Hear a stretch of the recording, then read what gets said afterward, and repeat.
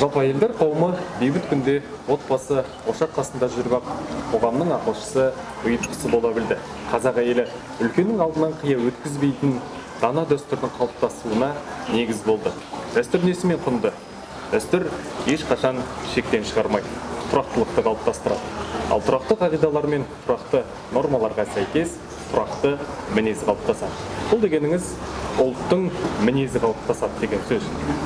Құрметті көрермен, бүгін біз дін сақшы бағдарламасы аясында рухани құндылықтарды қалыптастыру мен дамытудағы әйелдердің рөлі тақырыбын сұхбатымыздың өзегі етеміз. Бүгін бізде қонақта Нұр-Мүбарак Ислам мәдениеті университеті гуманитарлық ғылымдар магистрі, исламтанушы, дінтанушы Кеңесбаева Айша Аманқызы. Айша Аманқызы, қош келдіңіз. Армысыздар. Жалпы рухани құндылықтар бізге белгілесі дінмен ажырағысыз байланысты. Өйткені сенімге негізделмейтін құрғақ құндылықтар болмайды. Сол құндылықтарды қалыптастыруда немесе дамытуда әйел заты, әйел қауымы қандай рөл атқарады? Жалпы негізі дін дегеніміздің өзі руханият қой, сенім. Өйткені жалпы адамзаттың тарихын алып қарасақ, бүкіл жалпы адам баласының жаратылысының өзі бүкіл ғаламдағы жаратылыстан артықшылығы оның рухында, рухының болуында. Өйткені барлық нәрседе тән бар, мысалға жаны бар, ал бірақ рух мәселесі бұл тек адамзатқа берілген артықшылық. Сондықтан да бұл руханиятты адам өмірінен бөліп қарау, ажыратып қарау мүмкін емес. Адам өзінің кемелдігіне қол жеткізу үшін, кемелдікке бөлену үшін Абай атамыз айтқандай, бұл руханиятпен тікелей байланысты. Ал ол бізде әрине дінмен, исламмен, имандылықпен біте қайнасқандығын, мысалы, тарихтан да белгілі, халық ауыз әдебиетінен де, жалпы жазба әдебиетінен болсын белгілі. Сондықтан да бұл тұрғыда әйел адамның рөлі қандай дейтін болсақ, бұл жерде тікелей ықпалы әйел адамның қосар үлесі өте үлкен. Өйткені әйел адамды мысалға ұрпақ тәрбиесінен, яғни ұлт тәрбиесінен бөліп қарау мүмкін емес. Ол отбасы ошақ қасында жүрсе де, негізгі тәрбие, негізгі мейірім, негізгі руханият әйел адамнан беріледі. Ер азамат бұл түзде негізінен отбасын асырайтын, мысалға нәпақаның жолында жүргендіктен, ал негізгі тәрбие мәселесінде әйелдің орны ерекше болғандықтан, болашақ баланың ұрпақтың, салиқалы ұрпақтың қандай болып өсуі бұл әйелге байланысты. Рухани құндылықтар тек қана сөзбен ғана берілмейді. Тәрбие дегенді жалпы отырып алып үгіт насихат айту емес қой. Ол өз болмысың арқылы, өз үлгің арқылы өнеге болу. Қазақ әйелі рухани құндылықтарды өзіне сіңіру арқылы өзгелерге үлгі бола алды ма? Жалпы жақсы әйел үйдің тіреуі деген ақылды сіз қалай пайымдайсыз? Біз дінге қарасақ та, өзіміздің ата бабамыз ұстанған ата дінімізге қарасақ та, салт дәстүрімізге қарасақ та, негізі жақсы жарды, салиқалы әйелді өте басты құндылықтардың, басты байлықтардың бірі деп есептеген. Мысалы, бірінші байлық денсаулық, екінші байлық ақ жаулық деп, яғни бұл жерде әйел адамның маңыздылығын, оның салиқалылығын алға келтіре отырып, болашақ ұрпақтың тәрбиесінің маңыздылығын алға шығарған. Қазірдің өзінде қарасақ, бүкіл әлем мысалға рухани жаңғыру деп жатырмыз ғой, бұл жай жалаң сөз емес, бүкіл әлем, жалған ұран емес, бүкіл адамзат мысалға өзін өзі іздеп жатыр. Кәдімгідей рухани тұрғыда, психологиялық тұрғыда жан тәрбиесіне айналысып кеткен. Мысалға қазір коучтар, тренерлер көбейіп кетті деп жатыр ғой, ол заңдылық нәрсе. Өйткені адам өзінің жанын, рухының қажеттілігін іздеуде. Өйткені біз қарап отырсақ көп уақыт адамзат баласы өзінің руханиятынан былай ажырап қалған, қалай болады, не болады деген сияқты мысалға сондай тарихтан жағдайлары өте белгілі, көрініс беріп отыр. Сондықтан да қазірдің өзінде айтады, мысалға сен бірінші балаларды тәрбиелегің келсе, біреуді тәрбиелегің келсе, сен сөзбен емес өзіңнің өнегеңмен көрсет дейді. Неке осы сіздің қойып отқан сауалыңызбен тікелей байланысты. Сен оны сөзбен немесе қолмен өзгерте алмайсың. Адам өзінің өнегесі арқылы, өзінің жүрген жүріс тұрысы, өзінің өмір салты арқылы тікелей ықпал етеді. Айша Аманқызы, бір сұрақ қойыңызшы, осы біздерде кеңестік кезеңнен өттік қой, сол кездерде мынандай бір қағидат болған, әйел теңсіздігі деген. Бүкіл қазақты бір қызын малғайыр бастатқан сияқты бір ишаратты көрсеткісі келді ғой. Төңкеріске дейін қазақ даласында еркіндік, теңдік деген ұғымдарды мүлдем ысырып тастап, басқалай көрініс бергісі келді. Осы туралы дінтанушы ретінде сіздің пікіріңізді білейінші? Шын мәнінде әйел теңсіздігін көрсету арқылы бұлар қазақ халқын негізгі өзінің өзегінен, ұлттық құндылығынан, ұлттық болмысынан ажыратуға негізделген саясат деп айтуға болады. Өйткені шын мәнінде былай қарасаңыз қазақ халқында қыз баланы, әйел затын соншалықты құрметтегені, мейлі 10 ғасыр жырлайды деген кез келген мысалы кітапты алып қарасаңыз, сонау мысалы баласағұннан бастап, одан кейін бұхар жыраулар болсын, кез келген би шешендердің сөздерін алып қарасаңыз, міндетті түрде салиқалы әйел, жаңа текті қыз тәрбиесіне ерекше орын берген. Ол туралы өлең жырларда айтып өткен. Егер де мысалға әйел адамның мысалы құндылығын, оның орнын төмендететін болса, онда ол халық ауыз әдебиетінде, ондай әдебиет жалпы жыр жолдарында ол орын таппас еді. Сондықтан да бұл әйелді қорлап келді деп көрсету арқылы жалпы бізді өзіміздің ұлттық болмысымыздан ажыратудың бір тәсілі деп айтуға болады. Иә, бұл идеология бір жағынан қарап тұрсаңыз, оған жалпы болмысты тұрмыс билейді дейді ғой, тұрмыстық жағдайлар да соған бір себепші болды деп айтуға болады. Өйткені қарасаңыз, бұл тек кеңестік дәуірмен басталған нәрсе емес. Оның ар жағында, мысалға қазақ халқында отарлау саясаты 3 ғасырдай жүрді ғой қазақ халқында. Мінекей осы 3 ғасырдың жемісі.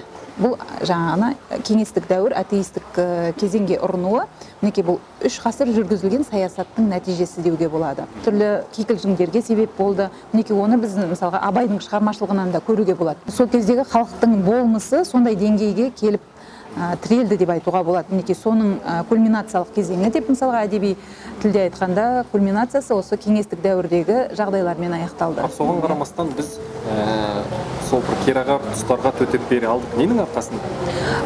Әлбетте ұлттық болмысымыз арқылы, бұл ұлттық сеніміміз арқылы, ұлттық салт дәстүріміз арқылы деуге болады. Бұл уақыт, бұл аз уақыт емес. Бұл тарих деңгейінде өте аз уақыт болғанмен, бұл бір ұлттың тәрбиесінде немесе адамның, ол деген бір адамның ғұмыры ғой. Кезінде колхоздастыру кезеңі, сол сияқты байларды жек көрінішті қылып көрсету, яғни ұлттың негізгі қаймақтарынан ажыратып алуы, сол сияқты мынау ашаршылық, одан кейін ұлы отан соғысы, одан жасалып отырған саясат, мінекей соның өзінде қазақ халқы еңсесін жоғалтпай мысалға бүгінгі тәуелсіздік күніне жетіп отыр. Бұл біздің жалпы ұлттық рухымыздың мықтылығын көрсетеді. Ал енді соны біз қазір тек сөзбен ғана емес, іспен жүзеге асыратын кез келіп отыр ғой. Мысалға, мен демограф Мақаш Тәтімовтен, марқұм жатқан жері жайлы болсын, сол кісіден бірнеше рет сұхбат алдым журналист ретінде. Сол кезде айтады, жалпы мына қазақ халқының дүмпуі алға қарай өсіп өркендеуіне қазақ аналарының орны ерекше дейді. Әсіресе мына ұлы отан соғысынан кейін елде мысалға ортасына түскен шаңырақтар, кәдімгідей азаматынан айырылған шаңырақтар өте көп болды. Сол кезде дейді, қазақ әйелі үйде баласын да тәрбиеледі, өмірге кәдімгі демографиялық дүмпуді де жасады, сонымен бірге қырманда ер азаматпен бірге ауыр жұмыстарды да жасады. Барлығына төтеп берген мінекей осы қазақ аналары, қазақ әйелдер, біз олардың алдында басымызды июіміз керек деп ол талай рет сұхбат берген болатын. Сондықтан да бұл жерде жалпы әйел адамның, қазақ әйелінің ұлт тәрбиесіндегі орынның ерекшелігін бірден бір көрсететін көрінісі деуге болады. Жалпы дана халқымыз тәрбиелік мақсатта қызға 40 үйден тыйым сала білді. Бар жақсысын үстіне өлді, бар дәмдісін алдына тосты. Қызға бергеннің қыздан қайтпайтынын білсе де, қызын қызғаштай қорған қазақтың санасында қыз балаға деген құрмет ерекше болған. Бірақ қазіргі кезде көлеңкелі тұстар оқтың көрініс беріп жатыр Айшаман қызы. Бұл мысалы намаз оқымасаң кәпірсің деген сияқты мысалдар, немесе өздерінің анасына жаңағы сондай бір керағар түсініктегі мысалдарды айтуға болады. Сіз жалпы дінтанушы ретінде қандай ой айтар едіңіз? Бұл ұлттық құндылықтан ажыраудың бір көрінісі ме? Ұлттық құндылықтан ажыраудың әрекеттердің бірі. Бұл әлбетте мысалға тәуелсіздік алғаннан кейін шын мәнінде өзі руханиятынан ажырап қалған бүкіл біз тек қазақ халқы ғана емес, көптеген осы кеңестік дәуірдің кеңес одағының территориясындағы бүкіл халық өзінің руханиятын іздеп кетті. Мінекей дәл сол кезеңде мысалға сыртқы күштер, әсіресе адамды мына сенімі арқылы билеп төстеуге болатындығын білетін сыртқы саясаттар мінекей біздің қазақ халқын теріс айналып өткен жоқ. Мінекей соның бірі мысалға қой терісін жамылған қасқырлар дейді ғой. Мысалға өз дініміз арқылы өзімізге шабуыл жасаған діни ағымдар өте көп. Теріс пиғылды. Мен мысалға 2000 жылдары миссионерлік ағымдар туралы көп айтатынбыз. Ал оларды қарасақ, мысалға кітаптарын қарасаңыз, олардың дінге насихаттауын қарасаңыз, тіпті біздің ата дінімізге қайшы, мүлдем қайшы діни сенім арқылы олар кітаптарының сыртында мысалға ұлттық шапан киген немесе домбыра ұстаған, тақия киген, мінекей сондай қазақтың бейнесі арқылы олар өз әдебиеттерін халыққа ұсынып жүрді. Ал кейіннен 2005 жылдан бастап былай қарап тұрсаң, сол кезеңдерде өйткені біздің қазақ халқы мынаға иман, бисмилля, алла деген адамнан қауіп күткен жоқ. Ал мінекей сол кезеңде мысалға ислам дін жамылған басқа ағымдар динде бүлгірді. Сөйтіп солар бірден бұрқ еткен кезде қарасаңыз, өз дінімізді өзімізге жат қылып көрсетуге ұмтылғандар өте көп. Бір қарасақ, бертін келе, мысалы 2005-тен бастап олар бұрқ ете қалды, яғни намаз оқымаған адамды кәпір деп діннен шығарып жатты, сол сияқты мына ұлттық салт дәстүрімізді жоққа шығарып жатты. Бұл енді сыртқы саясаттың, сыртқы ағымдардың ықпалы ғой. Ал оны олардың ажырата білетіндей қарасаңыз, діни білімі болмағандығының белгісі. Сондықтан да бұл біреуге үкім шығарып, немесе біреуді жаңағыдай діннен шығарып айту, бұл айыптау, бұл тек діни тұрғыдан ғана емес, адами тұрғыдан да өте үлкен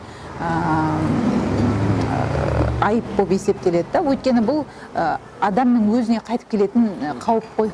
Өйткені сен біреуді айыптасаң, ол айып өзіңе келеді. Оны жаңағы ол негізсіз болса, оның негізі жоқ болатын болса, ол адамның өзіне келіп, қайтып келіп, адам сол айыпты өзі басынан өткеруіне тура келетін жағдайлар өте кездеседі. Бұл жайлы ескертіліп айтылған хадистер бар. Жалпы біздің аңыз арсеналарымызда, мысалдарымызда ақылы мен азаматына сүйеу болған әйел бейнелер жетерліге. Мейлі ақын болсын, мейлі батыр болсын, мейлі әулие болсын, ақында түбі әйел заты тұрады. Жалпы қандай кеңес берер едіңіз қазіргі жастарға, мынау көрініс беріп жатқан жағдаяттар бар ғой? Әйел адам негізі отбасында тәрбие мәселесін айналысқан кезде, ол көбіне үйдің деңгейінде шектеліп қалады ғой. Сондықтан да ал мәселеге, жалпы жағдайларға сырттан қарау, сырттан бағамдап қарап баға беру ер азаматтарға тән, табиғи нәрсе. Ал енді әйел адамның осындай даналық ақыл беріп, ер азаматына сүйеу болып отыруы, бұл оның сезімталдығына, оның мейірімнің көзіне байланысты. Өйткені бүкіл әлемде Алла тағала бірінші мейіріммен жаратты. Мысалға діни тұрғыдан алатын болсақ, сол сияқты кез келген дінге байланысты емес, руханиятпен, осы адамның жанына байланысты кез келген ілімді қарасаңыз, кез келген жақсылықтың, даналықтың ең ұшында мейірімділік тұрады. Ал әйел адам бұл тікелей байланысты. Әйел адам қаншалықты мейірімді болып, ол мәселеге сабырмен қарай білетін болса, ол көп жетістікке, ер азаматтың жетістікке жетуіне себепші болып жатады. Даналықтың, ақылдың көзі ер азамат болса да, әйел адамды соншалықты дана қылып көрсете білу, бұл біздің қазақ халқының пейілінің кеңдігі, көрегенділігі деп айтуға болады. Себебі бұл жақсы әйел, салихалы әйел, бұл ер азаматтың кәдімгідей байлығы, негізгі байлықтарының бірі деп мысалға даналық өзіміздің нақыл сөздерде, мақал мәтелдерде айтылса, сол сияқты хадистерде айтылады. Бұл өмір өткінші нәрсе. Соның ішіне ең жақсысы ер азамат үшін бұл жақсы салихалы әйел деген. Яғни бұл жерде әйел адамның жалпы адамзаттың болмысында ғана емес, бұл бір адам үшін, ер азамат үшін өте орны ерекше екендігін айтқан. Оны тек зат ретінде емес, бұл пенде ретінде дінге ғана емес, оның ақылшы, кәдімгідей бір мейірімділіктің, жақсылықтың көзі ретінде қараған ғой, сондай деп бағалаған. Мысалға қазіргі қоғамдық пікірлерді алып қарасаңыз, иә, әйел адам, біздің қазақ әйелі бұл ер азаматпен бірге найзасын алып, қаруын алып, алғы шепке шыққан деп мысалға соны алға тартып жатады, иә. Бұл енді жалпы қазақ халқының бұл ұлттық болмысы, территориялық мәжбүрліктер, яғни болмысты тұрмыс билейді деп айтқан ғой. Мінекей сондай жағдайларға сәйкес, мысалы, әйел адамның мықтылығын көрсетеді. Бірақ бұл дәйім әйел адам жаңағы алғы шепте жүру керек деген сөз емес негізі. Өйткені біз бұл арқылы, мысалға, әйелдер мықты болған, иә, мықты болған. Бірақ біз осы сөздер арқылы қазіргі, мысалға, психологиялық жантану іліміне үңілетін болсақ, біз бұны айта беретін болсақ, иә, батыр болған, алғы шепте жүрген дейтін болсақ, мысалға, ер азаматтарды бұл автоматты түрде оларды жаңағы жанай өтіп кету, иә, оларды айналып өтуімен бір соның бір тікелей ықпал етеді. Яғни құлаққа бұл сіңе береді да. Ал біз керісінше әйел адамның нәзіктігін, мейірімділігін алға тартуымыз керек. Өйткені негізгі ұрпақ тәрбиесі бұл әйел адамның нәзіктігі мен оның мейірімділігі арқылы, мейірім арқылы көп жақсылық. Өйткені өзіңіз үңіліп қарасаңыз, мейірімді отбасылар, қай үйде мысалға мейірім болса, қай үйде махаббат орнаған, сондай бір салиқалы отбасыларында сондай бір жайдарлы, салиқалы ұрпақ өсіп шығады, өсіп өніп шығады. Сондықтан да ол ондай үйдің ер азаматы да мықты болып келеді. Сондықтан да бұл мәселеде жалпы негізі ер азаматтың мықтылығы, ер жігіттің азаматтығын біз айта отырып, әйелдің нәзіктігін жиі еске түсіру маңызды деп ойлаймын. Қылдан таймай жүрген ешқайсымыз жоқ. Қазақты қазақ еткен, одан кейін де қазақ ретінде сақтап қалатын құндылықтар өзгермесін. Осымен бүгінгі Дін Сақшы хабары тәмам. Бағдарламаның келесі санында кездескенше еліміз аман, жұртымыз тыныш болсын.